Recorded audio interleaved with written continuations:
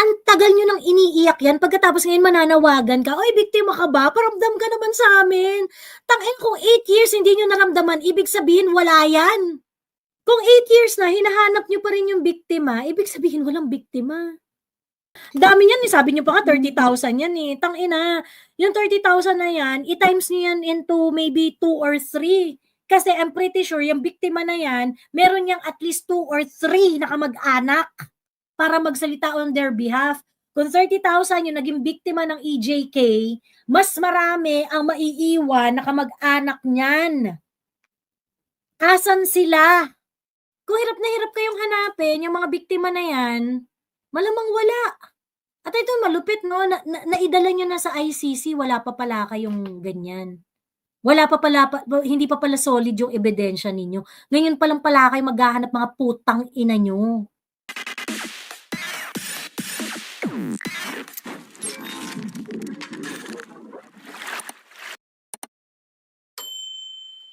Now, Kong Pulong also made a statement earlier today about that call of One Sambayanan. Kong Pulong called out yung kanilang mga Hechos Balungos nga na nagtatawag sila sa international community ng eme-eme na ano na ang tawag dito, nagtatawag sila ng wag raw i-host si PRRD sa bansa nila, ganyan. But, you know, wala na silang maano dyan eh. Wala na silang magagawa dyan eh. Kasi, for one thing, that is yung kung merong mag-host kay PRRD, it is a result of his good international relations when he was the president. Malaking role dyan kung anong klase kang leader nung ikaw ay nasa kapangyarihan pa. Para ikaw ay tanggapin at i-host ng isang bansa. And I'm pretty sure marami rin naman talagang nag-o-offer eh. Ganyan. Or at least nag-show ng willingness, yung nag-show ng willingness to host PRRD. Ayan. But anyway, ayan. Sabi ni Kong Pulong, basahin ko lang. Pasensya na hindi ko hindi siya mapapalaki. Kasi walang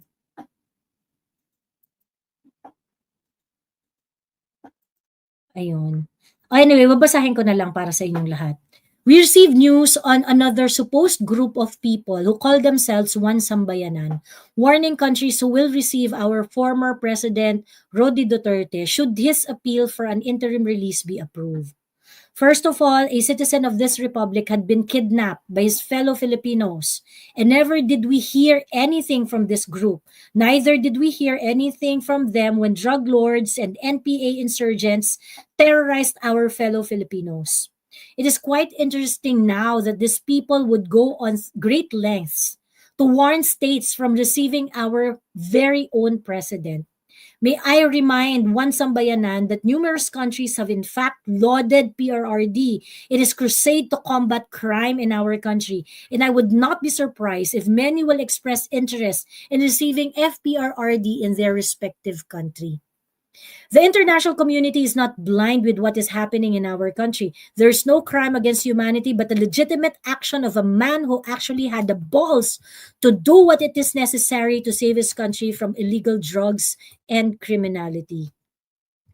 Like any other member of Makabayan Bloc, One Sambayanan is a group similarly funded by Tambangag, using taxpayers' money to fuel his twisted dream that he can still be president in 2028. President Duterte is already weak and old. His only dream right now is to return to his country and be with his family. He is no longer a threat to the presidency as he is already legally barred from doing so. Sadly, the very country that he served cannot accept him back because of its leaders who now disown him. I appeal to my fellow Filipinos, let us continue to pray for FPRRD and that he may finally return to his country that he dearly loves and faithfully serves. Ayun.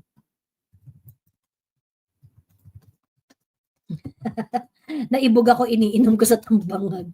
To a certain extent, talagang hahanga ka din sa mga taong ganyan. Yung walang tigil sa kaiisip ng bagay that won't bring the nation together, sabi ni Andrew Castillo. Grabe na, relentless sila sa Relentless sila sa panggagago, no?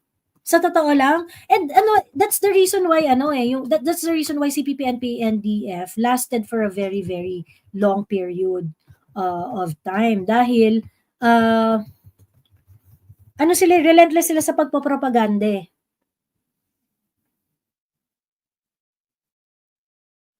Ayun. Ma'am Joey, parang alam ko yung bansa nasa Asia din, kaso may winter din do'n. Sobrang lamig pa 'pag winter. Sana mag-tropical lang sa bansa, hindi siya sanay sa lamig dito sa age niya. It's not Japan. It's not Japan. It's not Japan and it's not Malaysia. Ayan. May nagagawa ba ang mga yan sa bayan? Nagrereklamo ba sila sa pagnanakaw sa pondo ng PhilHealth? Sa pagnanakaw sa mga pondo ng mga ipinatigil na proyekto, karma will bite the Marcoses soon.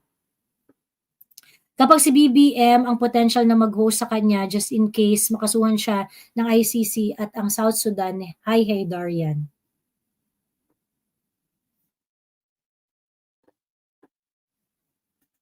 Ayan.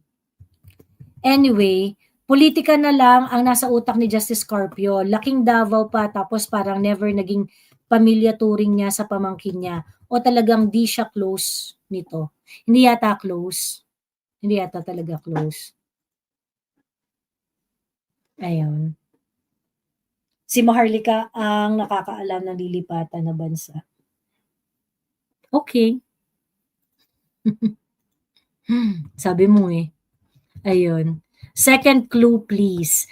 Sa mga previous live ko po, nagbigay na ako ng mga clues. Ayun. Nagbigay na ako ng mga clues. At nagbigay na ako ng ano. Ayun. So, yarn. Yan ang kwento natin and ano that is why again I would just like to remind everyone that is why the OFWs are very very important because they want to bring the conversation in the international stage. And so kapag meron kayo nakakausap na mga ibang lahi na ang naririnig lang naman kasi nila mga mga kwento sa mainstream media nila doon. South Africa yata sabi ni Mariah Carey. Actually, hindi. Pero, hindi na ako magbibigay pa ng further clue. Ayun.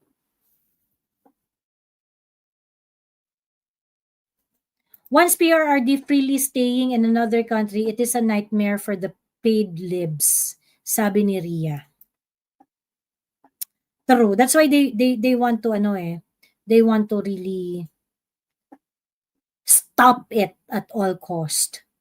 Ayan.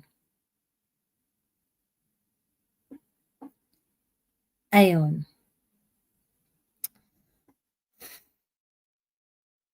Ma'am, I know it's not Japan kasi nagbigay ka ng first letter na puntahan niya, may winter din doon. Feeling ko yun sa utak ko. Okay. Okay. May winter ba doon? Teka, i-ano ko nga. Weather in... Oh! Malamig pala doon. Medyo cold pala doon.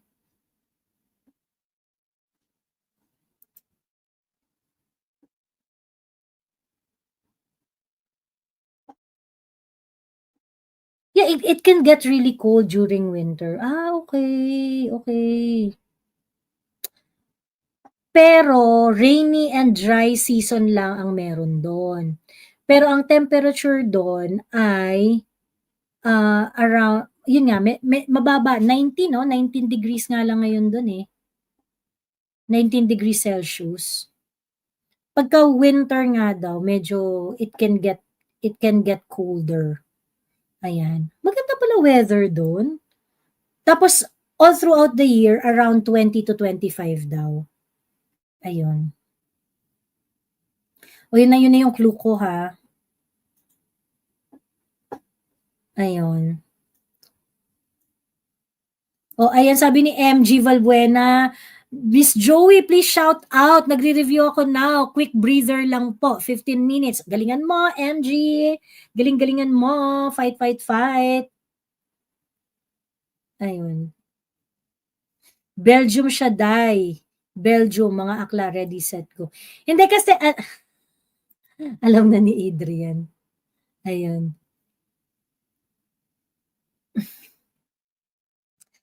Ano,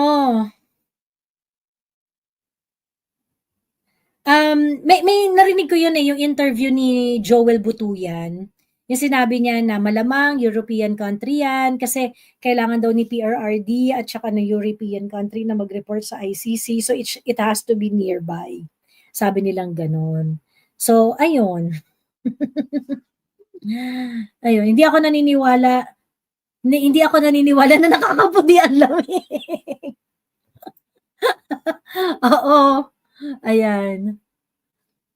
Ano pala siya 'no, malamig pala dun.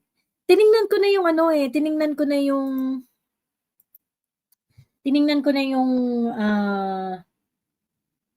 pamasahe. Hmm, mga around 70K ano, back and forth.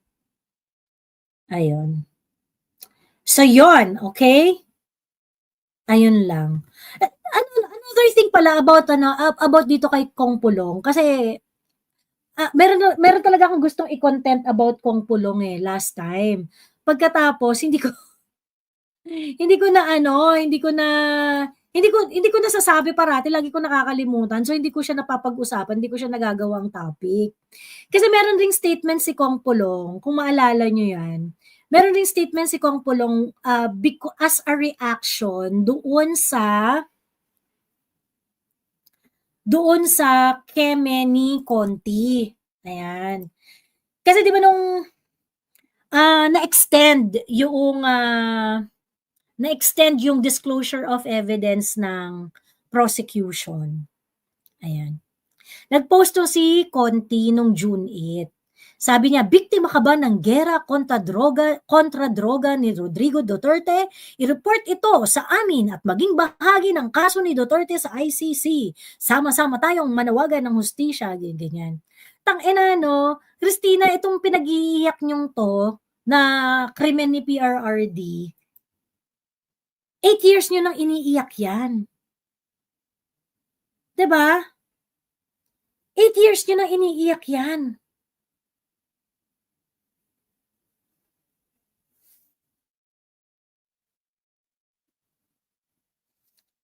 'Di pala lumalabas yung ano, wait, sorry. Eto yon, ayan. Nag-post si Christina Conti June 8, ayan. Ang tagal niyo nang iniiyak yan pagkatapos ngayon mananawagan ka, "Uy, biktima ka ba? Paramdam ka naman sa'min." Tangina, kung 8 years hindi niyo naramdaman, ibig sabihin wala yan.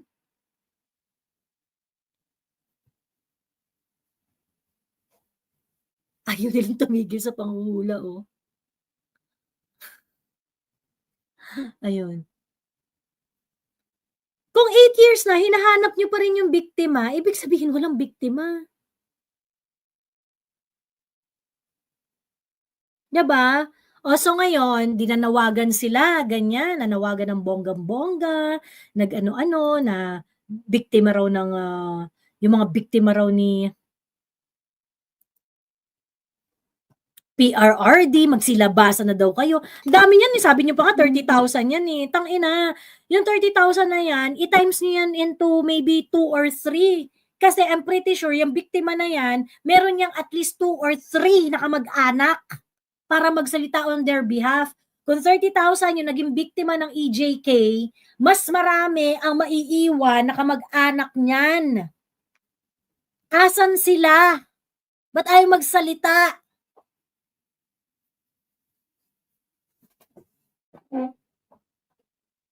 Diba? Kung hirap na hirap kayong hanapin yung mga biktima na yan, malamang wala. At ito malupit 'no, naidala niyo na sa ICC, wala pa pala kayong ganyan. Wala pa pala hindi pa pala solid yung ebidensya ninyo. Ngayon pa lang pala kayo maghahanap, mga putang ina niyo.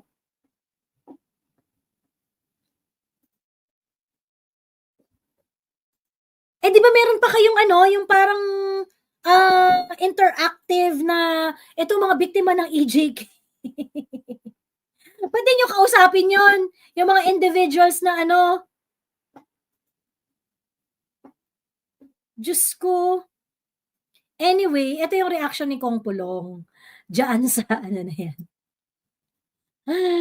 Ito yung reaction ni Kong Pulong. Sabi ni Kong Pulong, nung June 9, June 8, di ba? June 9, kinabukasan, merong press release to si Kong Pulong. So kaya sabi ni Kong Pulong, ako po ay nananawagan sa lahat na naging biktima ng adik sa droga at ng mga teroristang miyembro ng NPA, ng New People's Army na magsalita na. Panahon na para hindi kayo manahimik. Panahon na para mailantad ang tunay na kalupitan ng panlilinlang ng mga kriminal at rebeldeng grupo na patuloy na sumisira sa ating lipunan. Ang NPA ay isang teroristang organisasyon. Hindi sila mga biktima. Sila ang dahilan kung bakit libo-libong Pilipino, mga sundalo, pulis, guro, magsasaka, kabataan ang nawalan ng buhay, tahanan at kinabukasan. Sa halip na makibaka para sa kapayapaan ay dala nila ay dahas, pananakot at pangingikil sa mga komunidad. Kasama ng kampanya kontra illegal na droga, ang laban kontra NPA ay isang laban para sa kinabukasan ng ating mga anak at sa seguridad ng buong bansa. Bilang suporta sa paninindigan ni dating Pangulong Rodrigo Roa Duterte, hinihikayat ko ang bawat Pilipinong biktima ng mga teroristang NPA at mga adik na magsalita. Ang inyong mga kwento ay mahalaga. Kayo ang tunay na boses ng bayan. Huwag nating hayaang buluktutin ng mga terorista ang katotohanan. Ito ay hindi laban ng isang tao lang. Ito ay laban ng bawat Pilipino na nagnanais ng kapayapaan at hustisya. Makakaasa kayong kami ay handang makinig, magprotekta at kumilos. Sama-sama nating ipaglaban ang isang Pilipinas na malaya sa droga, takot at terorismo.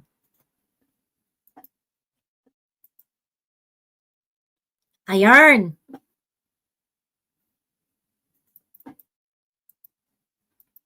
So nanawagan si Kong Pulong, lahat ng biktima ng mga NPA at saka ng mga adik, please stand up, sabi ni Kong Pulong. Ayan. Sabi ni Kong Pulong. Ngayon, etong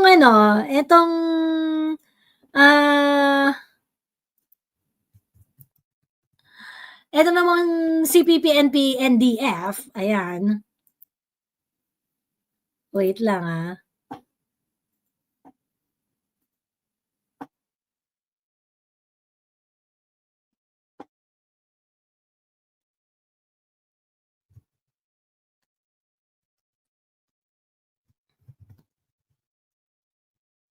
Asan na ba yun? Wait. Eto, ayan. So ngayon pumatak naman tong mga grupo na sympathetic sa CCP, NPA, NDF. So sabi nila, yung remarks daw ni Kong Pulong ay diversionary tactic.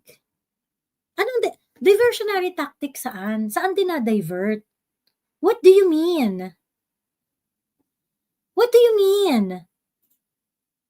Mali ba na manawagan sa mga mamamayan na naging biktima ng CPP, NPA, NDF, mga babaeng ginahasa ng kanilang mga commander, mga miyembro, mga ni-recruit,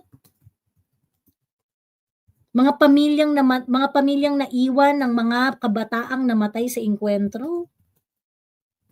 Hindi ba pwedeng magsalita yung mga di ba paglaban rin naman yan doon sa karahasan, sa injustices. Bakit naging diversionary tactic? Diversionary tactic kasi kayo yung tinutumbok. 'Di ba?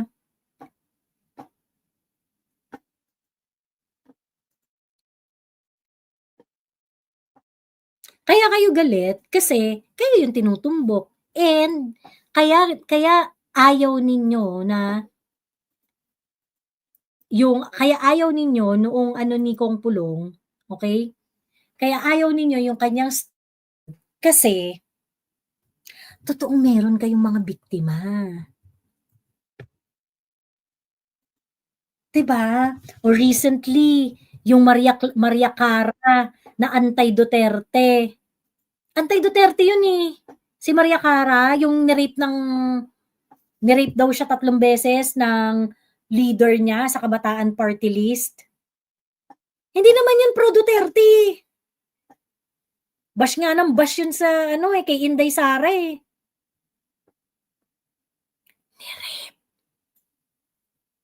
Ni-rape daw siya 3 times.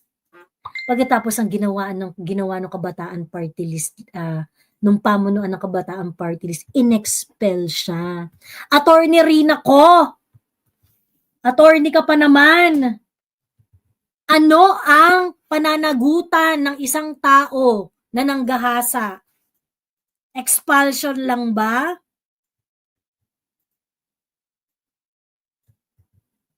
Diyos me, ayan. Ma'am Joy, ano po ginagawa ng government dyan sa Pinas para sa OFW doon sa Israel? Ma'am, kasi marami na nasusugatan doon eh, sabi ni Rechi Garbo. Well, nag-provide sila ng mga numbers, nag-provide sila ng mga numbers na pwedeng tawagan. Pero kasi, alam nyo, since ongoing na yung strike na nangyayari between Iran at saka Israel, since June 15, nung nag-start yung June 13, sorry. Since nung June 13, yung first na strike na nangyari, ang tawag dito, nag-cancel na ng flight lahat ng yung mga bansa na malapit sa dalawang bansa na yon. Nag-cancel na sila ng mga flights, so nobody can go in and nobody can go out dun sa Iran, Israel, Jordan. Marami yung magkakatabing bansa, ganyan. So, I think it's gonna be very difficult na mag-repatriate ngayong panahon na to. Ayun, because it's just, the logistics is really difficult. Walang makalabas, sarado yung mga airport eh. Ayun. So, ayun lang. Anyway, hello, Miss Saidi Torgeson. Hello. Hello po, Miss Joey. Naririnig ako? Hello. Wala kang Naririnig niyo sound. ako? Ay, grabe, wala. Teka, baka ako ang walang sound. Wait. Hello? Narinig niyo si Naririnig po Saidi? ako? Hello, Hello? Saidi. Ayan, narinig na kita. Ayan. Ayan, ano naman ito? Mukhang niloloko ako ng YouTube ko ha, charot. Just lang. Kumusta ka na, Joey? Long time na bago ako nakaakyat ulit kasi sobrang busy dito, ganyan. Na-miss ko ang mga live mo, kaya umakyat ako today. At ang title ng iyong live ay ano yun? Nasa YouTube eh. Sabi mo, bagong kampanya ng kalaban. Tama ba? Hello? Bagong kampanya ng mga kalaban, oo. Yon. Naniniwala nga ako sa kasabihan na tayo ay nilulusob ng ating mga mapagpanggap na kakampi. Ganyan. Sa mga nakakakilala kay Jollibee at gustong-gustong umorder kay Jollibee, good luck na lang sa inyo. Mag-McDonald's na po tayo. Charot. Nalulungkot ako sa katotohanan na kung ano man ang nangyayari sa The Hague ngayon. Palagay ko, alam na natin na hindi yun yung gusto kong sabihin, pero gusto ko lang bigyan ng salita or may salita. Sorry, nawawala ako sa konsepto ko sa ayaw kung madama yung pangalan mo sa sasabihin ko, ganyan. Paano ko ba sasabihin to ng maayos? Yung damdamin ko sa nakikita ko sa ginagawa nila sa isang napakabait at napakatinong tao sa The Hague, hindi ko kayang kimkimin lang sa dibdib ko. Kasi nung nandoon po ako ng 4 na araw, hindi ko po talaga naramdaman yung sinasabi tungkol sa kanya. So, palagay ko isang paraan ito na katulad ng mga naririnig ko doon na may mga nasa kabilang panig na kunyari pumapasok sa grupo para aklasin yung samahan or yung atmosphere, ganyan. Kasi ang saya nung 24, ang saya. Wala akong naramdaman na outcast ka kahit first time mong dumating doon. Lahat po sila wini-welcome ka kahit saan ka pa galing. Ganun po sila doon, kahit sino, hindi lang po yung isa, lahat po sila, hindi po magkakakilala yung tao doon sa araw-araw na pupunta sila, hindi po sila magkakakilala, pero pag nandun ka, ramdam mo na nagkakaisa tayo para kay PRRD. Yun lang yung nasa isip ng mga tao, kaya kako, ang sakit na makita yung ginagawa nila na dumating lang si Jollibee, bigla na lang nawala yung kagandahan nung samahan ng mga Pinoy. So sana hindi In the hindi middle pa of in the middle of Inday's impeachment process. exactly. Daming issues pa nun eh. To be honest, nararamdaman ko sa lalo na nung ang tawag dito nung nagharap-harap sila, nararamdaman ko na I am the authority. Ako si Jollibee ako yung may otoridad, ako yung may ang tawag dito, may purchase ng pangalang Jollibee. So parang may narinig pa po ako, ito personal na naka-experience na meron na po tayong entrance fee 35. So ang sakit. May entrance fee na nangyayari sa mga salo-salo. Unfortunate, hindi ako naninira, pero etong sinasabi ko is according to experience. At ang sakit ko nga na makita. Oo, 4 na araw. Pinadala ko pa nga sa grupo natin yung mga shoutout ko sa grupo eh. I mean, dun sa may entrance fee, nagpunta ka dun sa meron akong kaibigan na nagpunta.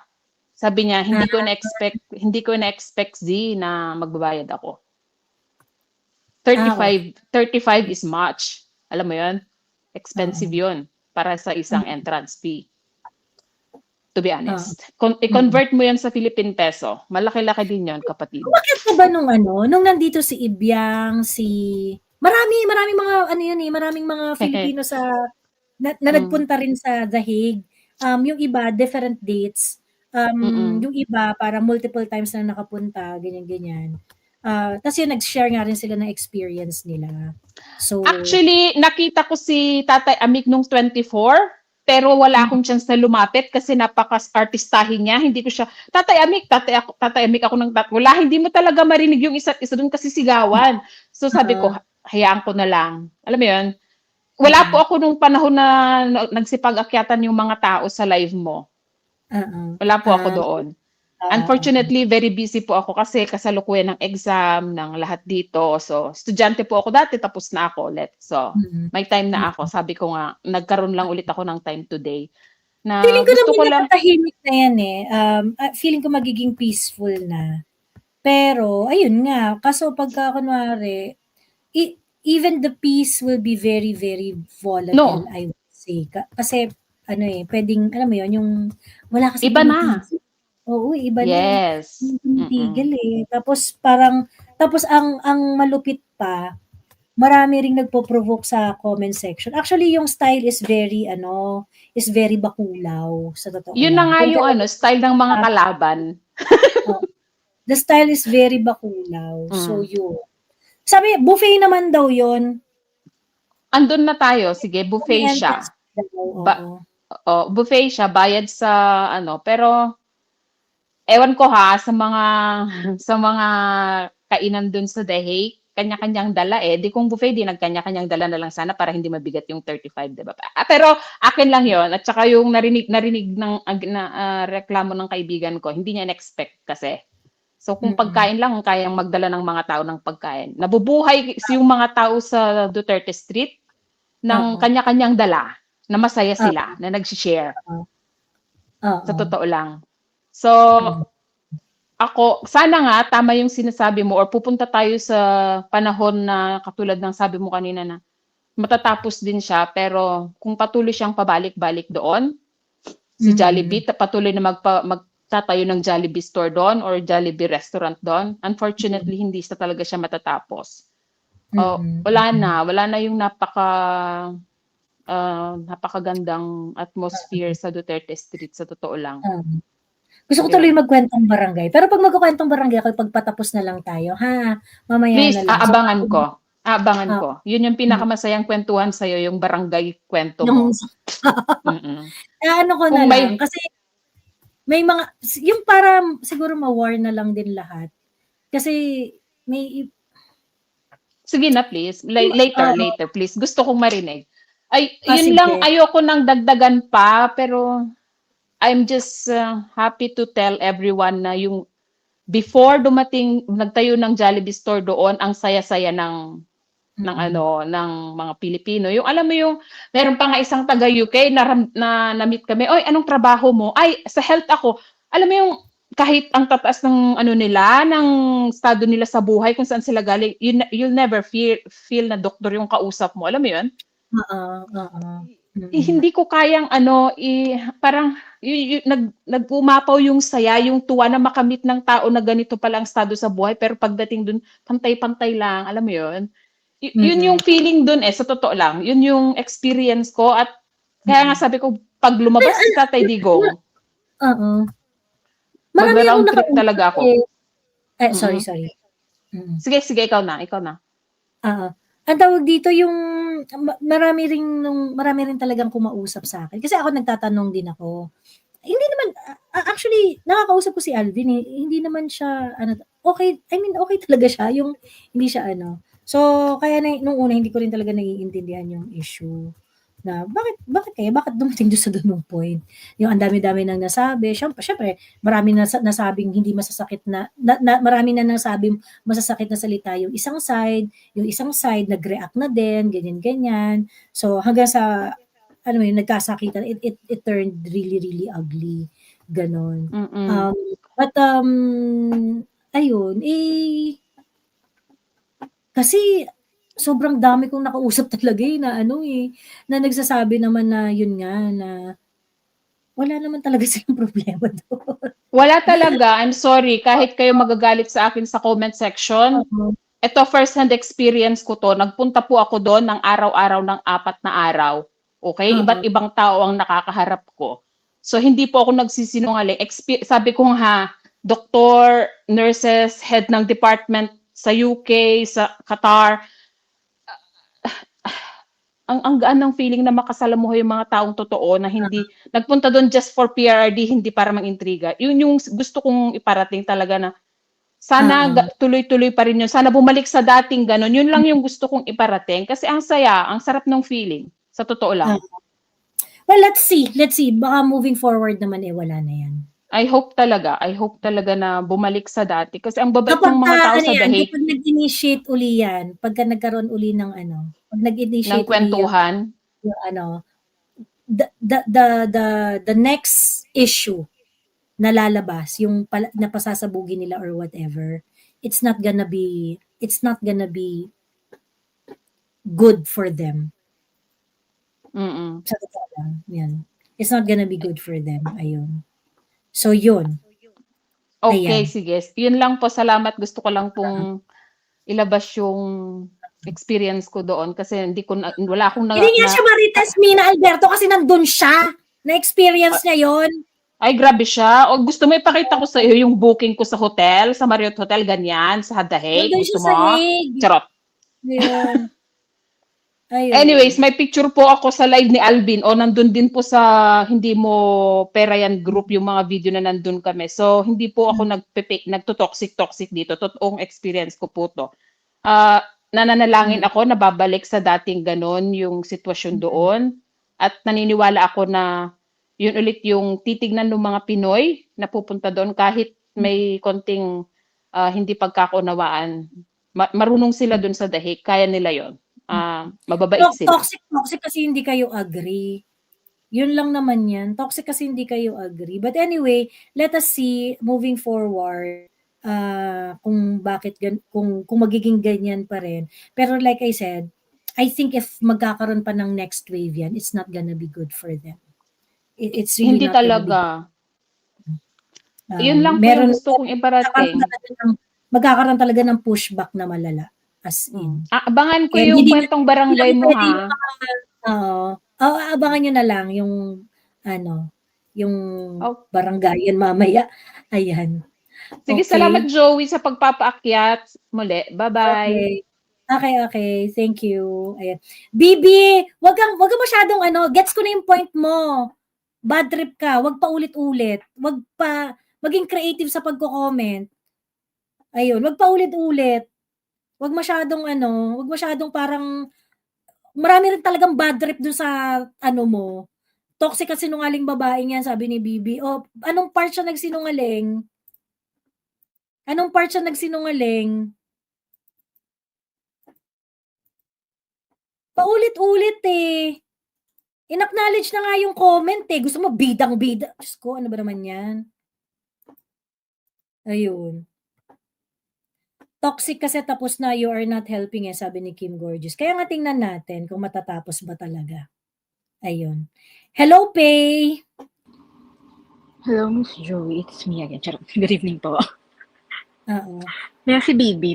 Bida-bida ba yung meaning ng Bibi? So anyway, baka siya yung natatamaan. Kaya medyo galit siya. Anong issue ni Saidi Joe? Hindi kasi parang ang feeling ni Saidi, nung nagpupunta siya sa Hague, nang wala pa yata yung kaguluhan, okay naman daw talaga nung wala pa yung ibang mga visitor doon. So, ang sinasabi niya, ang feeling niya, nung meron nang dumating na iba, at nung meron na nga raw nagbida-bida doon, nagulo na. Yun yung feeling niya, yun yung pakiramdam niya. Well, nandun siya, nagpunta siya sa The Hague along with meron yan eh, ganun. Actually, yung sentiments ni ni Saidi, ganun rin yung sentiments ng ibang mga umakyat dito sa live eh, na nagpunta na nagpunta sa Hague nung 24, 17, 24 at saka 31. Ayun. So yun, pakinggan nyo lang. Huwag lang kayo masyadong pinapakinggan nyo rin naman yung ibang side. Huwag ka masyadong toxic dyan. Ayun. Yun lang naman yung pinopoint ni Saidi. Oh, ayun. Anyway, Pay, go. Yeah, yung platform naman, Miss Joey, is for everyone to voice out their concerns. Kaya, respetuhan na lang ba, di ba? So, lang dyan sa comment section. Ayun, Miss Joey. Kasi may napanood kaming video kanina, kami ng partner ko. Content creator siya sa US na nagre-react majority sa mga about Filipino content. So yung kanina napanood namin sa kanya kanina is video about the Dutertes. So yung napanood niyang videos, ano nga bang pangalan nung nung umpisa, maganda yung sinasabi about the Duterte. Pero towards the end, ayan na pumasok na yung mga 30,000 death, lahat ng propaganda nila about PRRD. And good thing is, majority dun sa comment section nung video na yon is nagsaside kay PRRD. Pero parang ini-inform ka nila para at least ma-inform yung content creator. Kasi in a way parang shock siya na may 30,000 deaths. Tapos nandun pa yung about sa Davao Death Squad na mention din yung mga propaganda nila before ng Rappler. Tapos yung scam something is yung pagiging corrupt daw ni PRRD. And dun sa video na nire-reacta niya, they addressed Trillanes as senator. Which is hindi naman na si Senator si Trillanes. Yung pangalan ng content creator. They wanted to they wanted to project credibility kasi kaya parang they have to name him senator kahit wala naman siyang mandato ngayon. Ang pangalan ng ewan ko kung gusto mong pangalan ng content creator is Vision siguro to. Basta VI3ION yung niya. Pero yung nireacta niyang video is from a Filipino content creator na ano nga bang pangalan mo? Wait lang, Miss Joy. Hanapin ko yung video. Ayun, The Competitive Investor. Yung Filipino content creator. Yung gumawa ng video na nire-reacta niya. So yung umpisa, nanonood pa kami. Tapos parang, wow, ganda ng video about PRRD yan. Totoo yan. Pag nagdulo, nagmumura na ako. Sabi ko, ay puta. Sabi ko, bakit na ipasok pa tong issue na yan tungkol sa talagang, maaano mo na talaga na parang panimula lang yung maganda para makakuha sa ewan ko. Siguro kasi sinong content creator yan? Ang pangalan ng content creator na nireacta niya is The Competitive Investor ba to? Competitive Investor. Tapos sino yung nag-react? Ang pangalan, ayun nag-react is, siguro basa dito Vision, kasi ang spelling niya, VI3ION. Majority ng videos niya is reaction videos sa Filipinos talaga. So, nabibilib pa siya nung una eh. Tapos, parang nung napapanood na niya yung sa 30,000. 30,000 deaths talaga. Yung nagre-react, Filipino. I don't think Filipino siya. May girlfriend siyang Filipino yata. Pero ano siya, akin siya sa mga Filipino. Kaya majority ng reaction videos. May link ka? May link ka nung video? Sige, share. Try ko i-share. Share. Ayan. Sige. Send ko sa StreamYard na lang. Sige, oo. Dito na Magagawa lang. ko ba siya? Ito yata, nakita yata. Malaglag. Or dito sa YouTube. Ito. Okay. Nakita ni The most popular Filipino president. Yun. So, magko-comment ako dyan. Hindi ko palang tapos. Ito. Yes. Ito. Oo. Tapos, yan po. Iko-correct ko sana yung claims nung nire-reactionan niya na videos. Hindi ko pa lang natatapos yung comments ko. Medyo mahaba siya. Kasi point ko talaga yung mga mali. Yung mga false claims doon sa videos. Kasi ano yan about Sara and PRRD. Kasi yung two Dutertes daw that occupied the two of the highest position in the country. Kumbaga hindi nila na-mention na hindi naman ang goal ni PRRD is patayin yung mga drug addicts. Actually, hindi na na-mention yun. Basta ang war on drugs. Kasi yan ang diskarte talaga ng mga liberals yung parang they're going to make a video and then the video is going to be referenced by another content. Kahit doon sa mga writings kahit doon sa mga research. Kasi dati wala pa namang mga content Research lang. 'Di ba? That's what they found nga. I remember pero nagkaroon ng issue yan yung tungkol doon sa yung bloated figure ng biktima ng human rights nung panahon ni Marcos Sr. 'Di ba? Yung parang kiniklaim, ang daming pinatay, sinabi nito. Pagkatapos, merong isang another study, ginawa niya na reference ito na hindi naman substantiated. And then itong pangalawa, ginawa na namang reference ng another study na, tas hanggang sa sobrang diluted na yung original source ng information that claims that there were deaths. So that is why naging questionable tuloy yung figure na when you say martial law victims, who are them exactly? Kasi parang it looks like because of that kind of padding that that kind of parang yung reference yung reference, yung ganun, ang layo na masyadong original source. Tapos yung original source, hindi mo na ma-verify kung totoo o hindi. Para siyang kwento ng yun? Yung Tower ni Babel. Parang yung pasa-pasa, iba na yung nagiging story. So, yun lang yung na-share ko. Tapos, never nga nilang clarify about yung DDS. There were 300. That's daw during 300. That is responsible daw yung DDS. Pero, sabi ko, wala naman silang na-substantiate na victims talaga ng DDS. Tapos, kaya ayun, naisip ko lang na i-share kasi para i-bombard ng comments. Pero ang tawag dito, if tingnan natin yung comment nito ni yung comment nito nitong video na to. Mga, sabi, I really thought my children how good and effective Duterte was in leading the Philippines. I am a Muslim and most Muslim love former President Rodrigo Roa Duterte because of war on drugs and campaign against criminal. That's why we Muslim here in Mindanao love Duterte and they are very kind to all Muslims. Yes, we love Duterte family from Luzon here. Grabe yung... in fairness, positive yung majority na makikita mo na niya. Pero, para makorek lang din yung false claims ng video na pinapanood niya. Kasi, initially, maganda yung reaction niya. Kasi, from the story nung nire-reaction na niya, si PRRD pala is actually from a very political lineage talaga. Mula sa kanununuan pa niya, ganun. Yung tatay ni PRRD governor? naging government Kahit yung mga pinaka ninuno pa niya, talagang involved na sa politics from politics. way down the line talaga. Kaya Oo. na-amaze kami sa video nung una. Tapos biglang pinasukan na ng Asian. Yung mga articles ng Rappler, about the EJK. Sabi ko, puta, ito na EJK. Sabi ko, in time talaga sa issue ng ICC ni PRRD. Yung pinagkuhanan niya, yung pinagreactan niya, wait, sorry. Yung pinagreactan niya na video, wait lang ha. Yan ang hindi ko pa napuntahan eh. Hindi ko pa na-search yan eh. Asa na nga yun? Wait, sorry.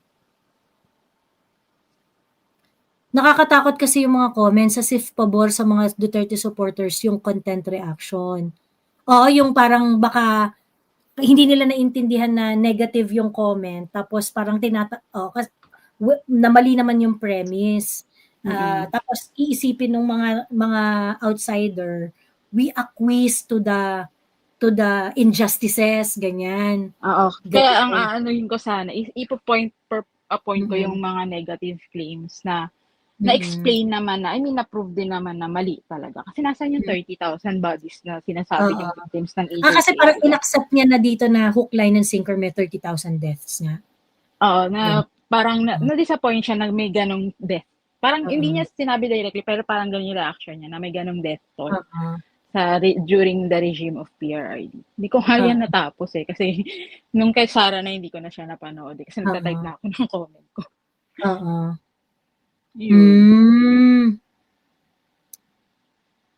Pinoy bait daw si Vision.